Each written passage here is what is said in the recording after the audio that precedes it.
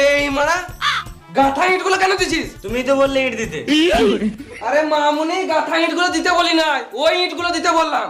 আমি নতুন নতুন কাজে এসেছি তো ওই জন্য কিছু জানি না, আমাকে একটু কাজ শিখিয়ে দাও। এমনি এমনি কাজ শিখে দেবো নাকি? মিস্ত্রি হতে আমার 4 থেকে 5 বছর টাইম লেগেছে। আমার গাড়ে খানিক তেল মার, তবে তো কাজ শিখিয়ে দেবো। তেল তো আনি নাই, সাবান হলে চলবে? আরে ভেড়া চুদা, গাড়ে তেল মানে আমাকে খানিক পটা, তবে তো কাজ শিখিয়ে দেবো। Allow cigarette. শুধু সিগারেট খাওয়ালে হবে? গান মারতে দেবো নাকি? বাড়ির তরকারি খাওয়াবি, মাঝে মাঝে মাছ মাংস খাওয়াবি, গুটকা খাওয়াবি, পাহাড় টিপে দিবি, তবে তো ভালো লাগবে। হ্যাঁ হ্যাঁ, সব কিছু খাওয়াবো, আগে কাজটা তো ভালো করে শিখিয়ে দাও। এলে কোন নিলে, আর মশলা ডালে, আর ফাঁকে ভর।